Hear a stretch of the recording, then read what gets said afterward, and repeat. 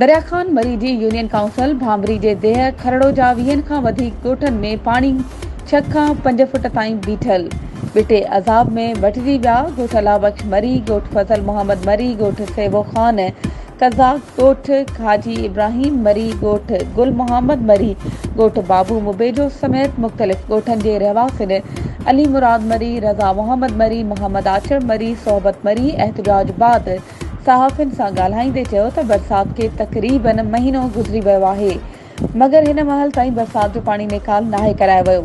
हुननि चयो त बासरनि पंहिंजा झटा हणी सांगी टेल शाख में ज़मीननि जो पाणी छॾे असांखे हथ सां वठी ॿोड़ियो पियो वञे।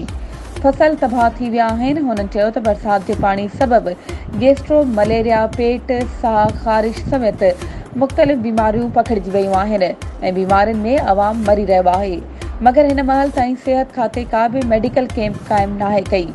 एहतजाज कंदड़नि घुर कई त फौरी सांगी टेल शाख खे बंदि कराए वधीक ॻोठ ॿुॾण खां बचाया वञनि ऐं ॻोठनि मां बरसात जो पाणी निकाल कराए रहवासियुनि जूं ज़िंदगियूं बचायूं वञनि।